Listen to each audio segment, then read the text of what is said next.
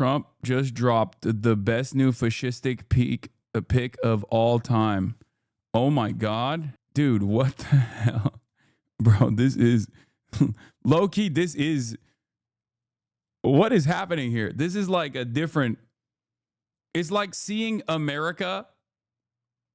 It's like seeing the United States of America skin that you would expect in another country. You know what I mean? You know what I'm talking about? It's like, you know how sometimes you got like different skins that you put on a character? It's like I'm watching America put on a new, like they unlocked fascism skin. Modern fascism skin unlocked.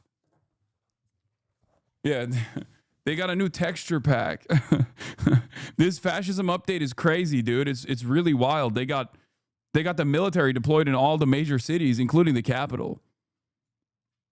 Like, this literally feels alternative universe America.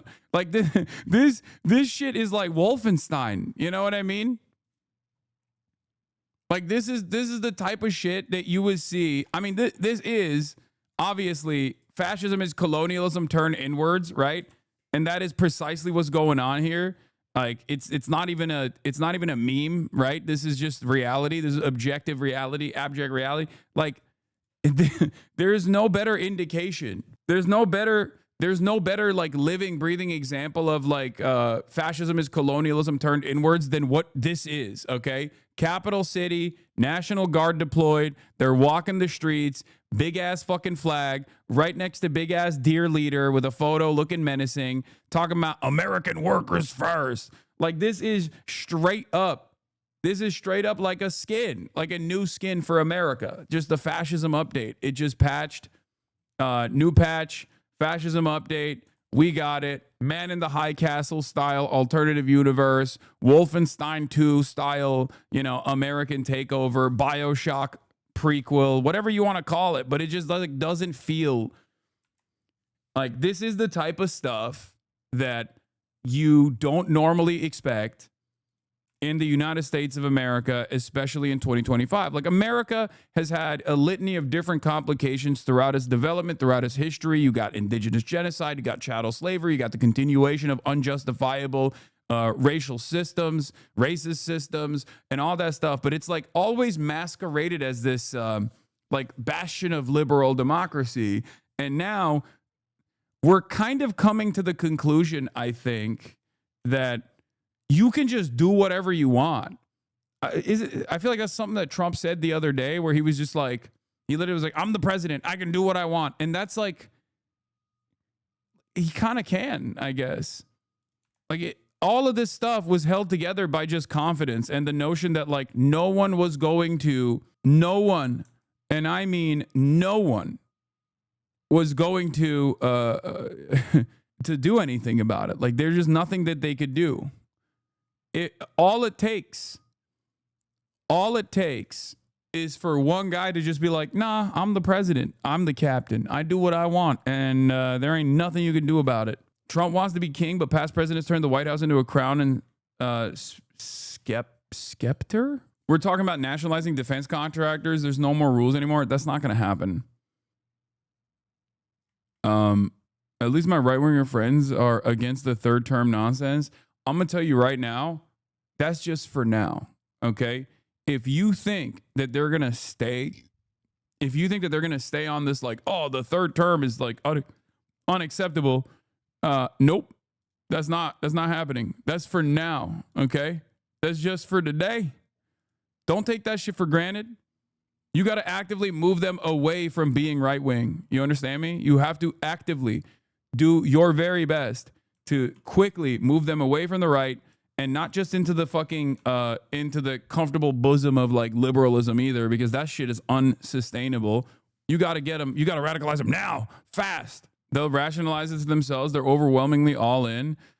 Yeah, the faster you like rip them away from this idiotic stupor that they found themselves in, the better things will get for you. Honestly.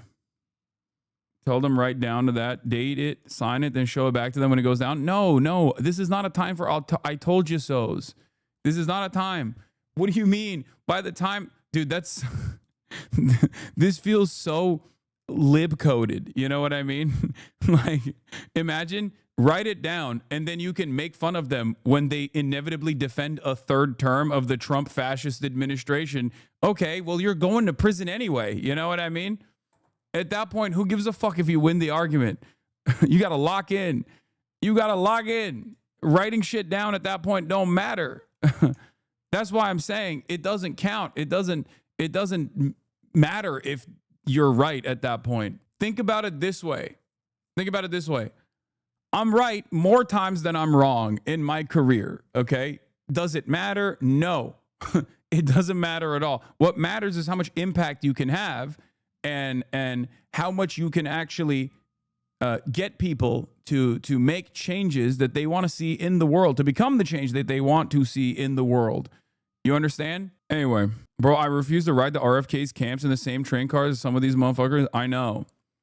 That's what I'm upset about. Like, that inevitability is here, but they've known all along. What is this? Like, a lot of you guys that don't understand how something like this happens, I think that you should really, like, I hate to use this as like a parallel, because I feel like it's kind of a, there's like so much like baggage with it.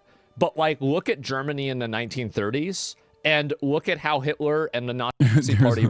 There's a lot of baggage with Nazi Germany. I wonder what he means.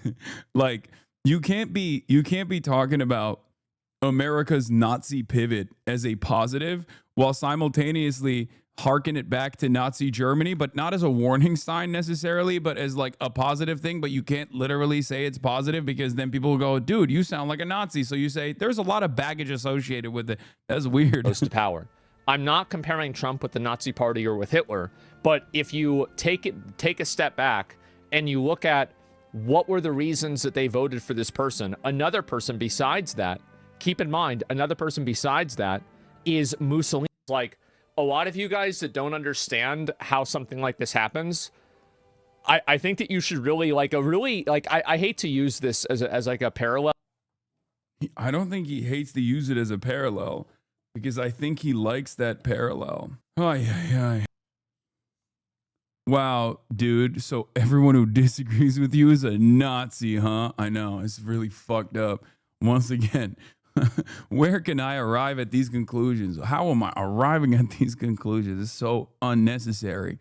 He's just classic Hassan talking about a guy who's very much in favor of Trump, and then uses a comparison between Nazi Germany and Donald Trump, but not a negative one, because I make that comparison all the time as well. But he's making that comparison as a positive one.